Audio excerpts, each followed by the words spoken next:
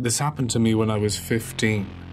My dad ran a wrecker service for over-the-road truckers. Late one night we got a call that a truck had run off the road and struck a tree 20 miles south of town. So my dad and I fired up the wrecker and headed south. When we came onto the scene, the truck and the trailer had run off the road to the right and smacked a tree head-on. It was one of those 100-year-old oak trees. This was back in the day when there was a cab over semi-trucks, or one of those without noses, or the engine is under the cab. The truck was still running, at an idle. The door was closed, but no driver was seen from the driver's window. The front driver's windshield was busted, and there was a large hole in the middle. The trailer was loaded with flat, quarter-inch steel sheets. Of course, it's pitch black, and we couldn't really see things that well when we first got there. Our impression was that the driver smacked a tree, hit his head on the windshield, and was already getting treatment somewhere else. So my dad set up the wrecker to the hook on the trailer, and he wanted me to open the cab in order to release the brakes. When I opened the door, I was greeted with the sight of the lower half of a body. When the driver hit the tree, a single sheet of steel broke free and cut through the cab, cutting the driver in half. The upper half of his body went through the windshield. I found the rest of him about 40 feet from the truck in a cornfield, and he was still grabbing the upper part of the steering wheel. It looked like he was frozen in time, still driving the truck. Needless to say, he went into a body bag with his lower half, and we worked through the night getting the truck and trailer back to town. This is one of my many experiences, having grown up in a wrecker service family. My stepfather is a truck driver. Anyone who's familiar with the 401 highway in Ontario knows how crap it can be in winter. He was heading to Ottawa after a pickup in Toronto, and just before Kingston, another truck had jackknifed about 10 minutes past Kingston. When the truck jackknifed, it slid into the barrier and rolled. The traffic was moving, but pretty heavy. The cars behind the truck didn't have time to stop, and 14 or 15 vans and pickups ran into the initial crash at speed. My stepfather was a few vehicles behind, but saw the initial crash and hit his air brakes for all he was worth. Luckily, he had the length to get it to stop, and his load was heavy, but not enough force in order to keep the truck rolling. About 10 to 15 minutes go by. First responders are on the scene inspecting the crash and working out how to start getting to the victim still trapped. My stepfather has always stressed one specific detail about vehicle safety in the event of a situation such as this.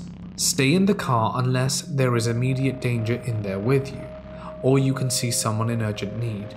Wait for the first responder to come to you unless you're injured and have a clear path away from the road. So he's idling his truck about 10 meters back from the crash itself, and he sees a woman whose car is about midway in the pileup slowly open the door and kind of stagger out her mangled car.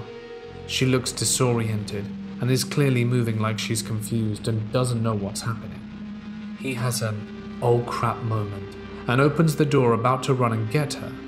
She's staggering towards the median, not the shoulder, and he's worried about how she's going to wander into the oncoming other side of the highway. As she's stepping out onto the running boards, he hears an air horn pulled repeatedly.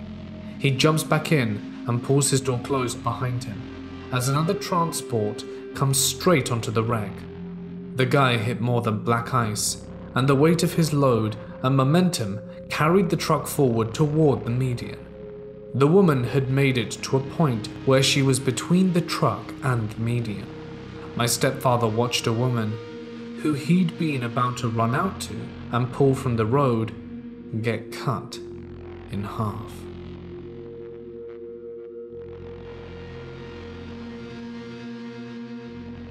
I'm a truck driver and still am in employment. A number of years back, I was driving along a highway. I don't want to mention where, and it was quite late out. I want to make it very clear I still had plenty of time left, and was in no way tired as I was doing this night run. I also prefer driving at night, as that means there tends to be considerably less traffic on the road, which makes my runs far easier, not to mention my job more enjoyable, as I just listen to music as I plow along.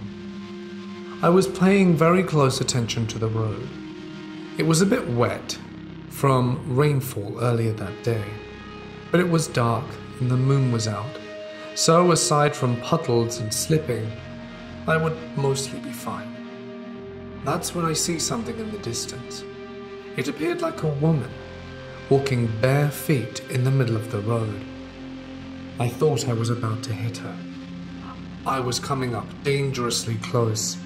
I looked in my mirrors and knew that there was nothing I could do. It was already too late. I don't know how I didn't see her before. She seemed to just pop out of nowhere. And although I didn't feel anything, the horrible guilt hit my gut, and I quickly pulled over as rapidly as I could, convinced I had just ended someone's life. I pull over, shaking like a leaf, and slowly get out of the cab and make my way in the dark towards where the figure was. I have my flashlight, preparing for the worst, ready to see what carnage I had just bestowed to the road and the innocent life that I had stolen from this earth. I walk. No other vehicles are coming, and I don't see anything. I keep walking, and at this point I've gone further than I knew I'd traveled. There was nothing and no one on the road. Did they avoid my truck? But how? I looked to the sides of the road, and it was a bank. I shined my flashlight down to have a peek, but no one was there. I yelled into the dark, "Hello? Is there anyone there? Are you okay?" There was no response. I listened, straining my ears, and at that moment a truck flew by. I listened attentively, just as I could hear the truck humming away in the distance, but there was nothing. Profoundly creeped out, I made my way back to the truck. I got into my cab, sat for a minute to gather my thoughts, and just breathed. I was on the verge of hyperventilating, and needed to know what had just occurred. At that moment, I start up the engine and start making my way slowly back onto the road, trying to ignore it and pretend it didn't happen. Well, a few months later, I'm at a cafe with a few fellow truckers just having a conversation. The road in question was one I didn't have to go down all too often, and then out of the blue one of them says, "Had some creepy stuff happen to me the other night," and goes into detail about how he saw a woman, swerved, nearly totaled his truck doing so, but managed to regain composure just in time to carry on and stop. He went out to check, and there was no one there. My heart fell like a stone, and I plucked up the courage to share my own story. When the group had heard both encounters, one of them said, "I'd heard stories of that road. Apparently there's a ghost of a woman who was killed on that very road, and she sometimes appears and scares motorists. Be careful out there, guys." I don't know if this is true or not, or if he was just making the story up, but it's creepy to know that both of us experienced the same thing, not too far apart, on the same road. It has opened my eyes that there could be something else after this world. As to what, I do not know, but I certainly have no intention of finding out anytime soon.